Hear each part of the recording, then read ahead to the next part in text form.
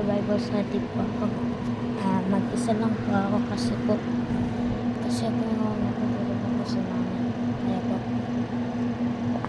nagpaalam naman po ako. Kaya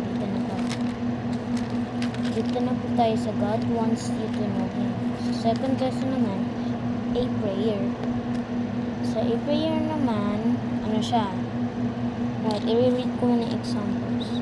Right, magpe-pray lang ako Ito yung words dito sa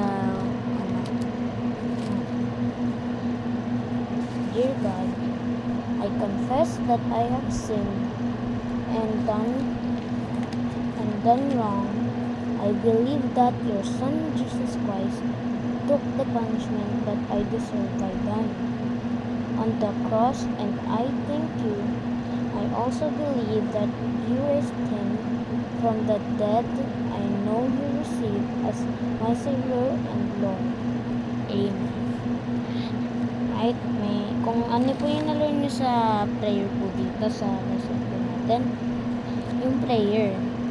Ayan po yung ginagawa po namin sa episode 1 hanggang episode 7. Diba po nag-pray po kami bago po kami nag-Bible study. Pero dito po hindi na po ako makaka-pray kasi po 5 minutes lang po ito kasi hindi po ako magsasunod ng oras.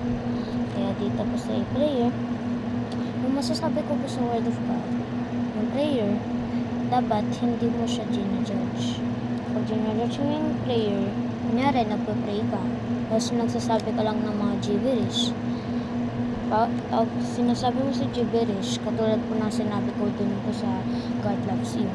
Sinabi ko, yung magpipray ka, tapos hindi ka magja-judge ng tapos hindi ka magja-judge. Dito naman sa prayer, ay dapat dun sa God loves you, dapat palagi ka mag-pray. Pag sinasabi mo, nagpe-pray ka na talaga kung ano yung gusto mong gawin, katulad na nagkaroon ng sakit yung mama mo, tapos nagpe-pray ka, dapat gumaling na sila mama mo. Ano yun? Means a prayer. Pero dito naman sa lesson po natin, a prayer, dapat hindi mo gibberish yung word mo. Kunyari, gusto mo mabuhay si devil, hindi yun nagkakausap kay God, kinakausap mo lang si hell. Tapos pag kinakausap mo naman yung hell, ibig sabihin hindi ka talaga nag-reverse kay God. Pag hindi ka nag-reverse kay God, ibig sabihin hindi mo na siya ginagalang. Pag hindi mo siya ginagalang, hindi ka na talaga nag-believe kay God.